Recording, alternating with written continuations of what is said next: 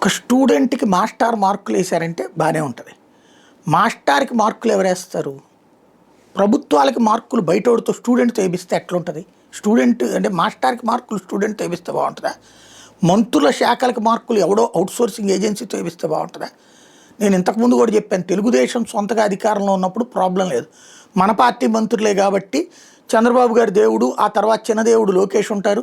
మిగతా దేవుళ్ళందరినీ కూడా మిగతా ఎవరైతే మంత్రులు ఉంటారో వాళ్ళకి సంబంధించి ఏదన్నా అన్నా పడుంటారు. ఎందుకంటే పార్టీ అధినాయకత్వం అంటేటటువంటిది. బట్ వేరే పార్టీలతో కూటమిలో ఉన్నప్పుడు వాళ్ళ శాఖలకి ఎవడో బయట అవుట్సోర్సింగ్ ఓడితి ఏబిస్తే ఇప్పుడు పిఠాపురంలో ఎందుకు వర్మను మార్చాల్సి వచ్చింది? వాళ్ళకి ఆయన అడిగేది కరెక్టే. అదే సందర్భంలో అవతల ఉండేవాడికి ఏంది ఇన్ని మా మీద రుతుతున్నారనే కోపం వస్తాయి. ఇప్పుడు ఆంధ్రజ్యోతి ఈనాడులు ప్రత్యేకించి జనసేన బీజేపీల మంత్రులు ఉన్నటువంటి శాఖల మీదనే విరుచుకుపడుతున్నది ఆ సంబంధిత పార్టీల వాళ్ళకి అర్థమవుతుంది. At the same time Pawan Kalyan శాఖ కట కలెక్టర్ల సదస్సులో చిట్ట చివరి ర్యాంకు ప్రకటించారు.